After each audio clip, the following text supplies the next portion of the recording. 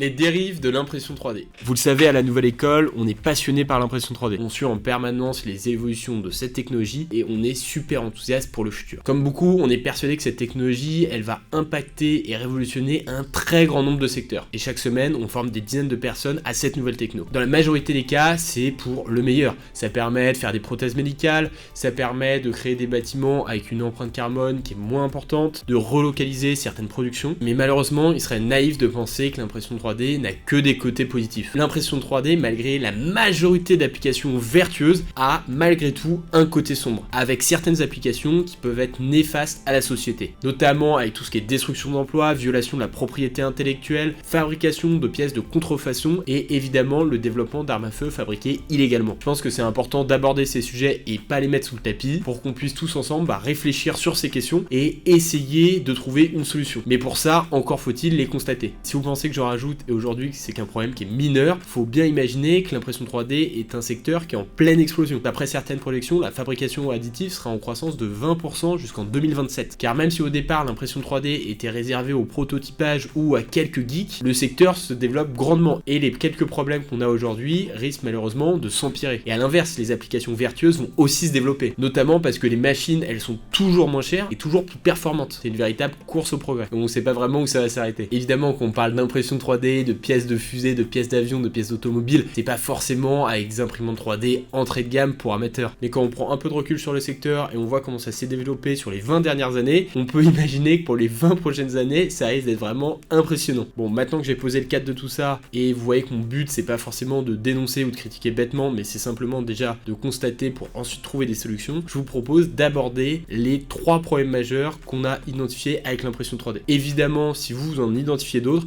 n'hésitez pas à nous le dire en commentaire. Numéro 1, la violation de la propriété intellectuelle et le développement de contrefaçons. Comme vous le comprenez, l'impression 3D facilite la reproduction rapide et facile d'objets. Et ça peut poser un souci, notamment en termes de violation de propriété intellectuelle, mais aussi de contrefaçon, parce que ça va rendre tout ça plus simple et plus accessible aux personnes qui sont mal intentionnées. Et ces conséquences-là, elles peuvent être dramatiques, que ça soit pour le créateur, l'entreprise, mais aussi le consommateur final. Parce que si c'est de plus en plus simple de reproduire illégalement des objets protégés et de les redistribuer sans autorisation du détenteur de droit, ça va évidemment impacter les revenus et l'image des créateurs ou des sociétés en question. J'ai envie de dire que c'est une pratique assez similaire au partage illégal de musique, de films ou même de jeux vidéo. Mais à la différence du piratage illégal, qui a simplement un impact économique, là, ça risque d'avoir un impact sur le consommateur en termes de sécurité. Parce qu'un produit contrefait, évidemment, il va pas être soumis au même contrôle de qualité que des articles authentiques. Et ça peut évidemment entraîner des risques pour la santé et la sécurité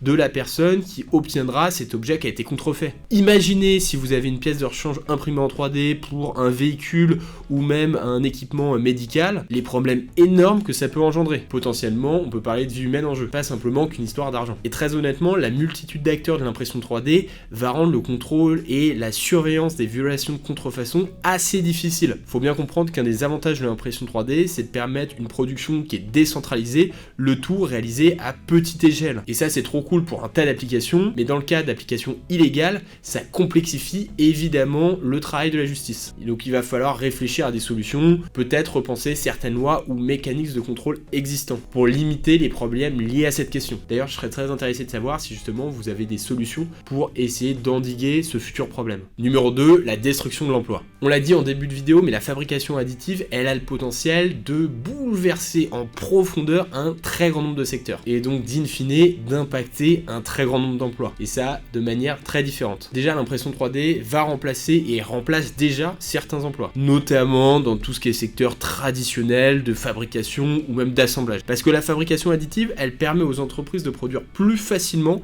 des pièces et des produits finis, le tout en interne. Et ça peut notamment impacter la nécessité de sous-traiter la fabrication de certaines pièces en externe. Et donc certains pays, certains secteurs ou même certaines petites sociétés qui dépendent en fait de la sous-traitance de grands groupes pourraient être impactés de manière très négative. De même, les changements de lieu de production que permettent l'impression 3D risquent d'impacter toutes les personnes qui dépendent des chaînes logistiques, qui seraient justement impactées par le développement de l'impression 3D, notamment tout ce qui est transport maritime ou transport aérien. C'est vraiment énorme. Après là évidemment je dresse un tableau qui est très sombre, mais on peut imaginer avec le développement de cette techno une augmentation des emplois plutôt dans le domaine de la conception, de la recherche, du développement, et plutôt une diminution des emplois dans les domaines de la production et de la logistique. Et dans tous les cas, ces différents impacts vont ensuite toucher en cascade un grand nombre de secteurs. Après, ces changements, ils vont pas se faire immédiatement, ils vont se faire progressivement, en étapes. Mais le besoin d'avoir des compétences nouvelles pour travailler justement dans cet environnement qui est changé sera de plus en plus important. Et donc, les établissements d'enseignement et les programmes de formation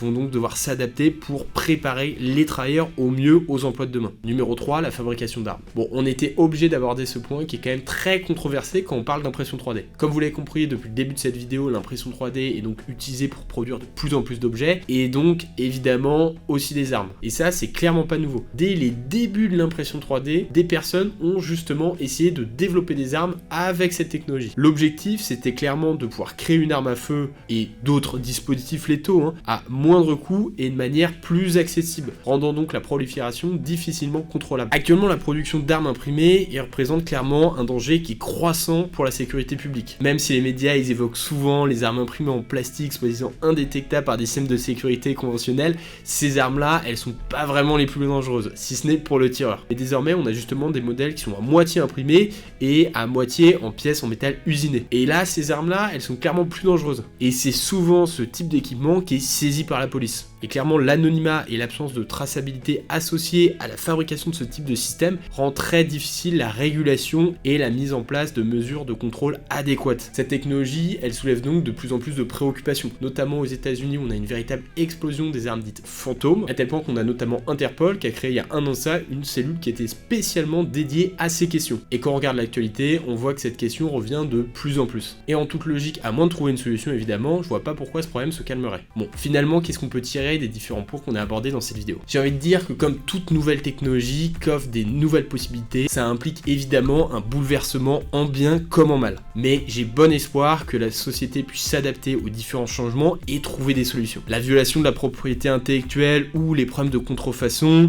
vont pouvoir être régulés, mais simplement en repensant notre manière de faire. De même pour le sujet de l'emploi. Certes, des emplois vont être détruits, mais combien d'autres vont être créés? L'impression 3D, c'est aujourd'hui un secteur qui est super porteur. Et pour revenir au risque de la prolifération d'armes, c'est pas nouveau, et les gangsters ou les personnes mal intentionnées n'ont pas attendu l'arrivée des imprimantes 3D pour se procurer des armes. Bien au contraire. Même si la nature humaine préfère souvent parler du côté négatif, faut plutôt voir l'ensemble des points positifs offerts par ces technos, notamment en termes d'avancée pour la science. Maintenant, on a le développement d'organes qui va être imprimé en 3D, en aéronautique, avec désormais des objets qui sont fabriqués depuis l'espace, ou même écologique, avec justement une production qui est plus localisée, donc moins carbonée. Et ça, je pense que c'est quand même un des enjeux majeurs de ce siècle. En tout cas, on est quand même super curieux de connaître votre opinion sur ce sujet qui est quand même pas si simple. Et si vous souhaitez découvrir cette technologie ou bien vous perfectionner, n'hésitez pas à faire un tour sur notre site et discuter avec nous.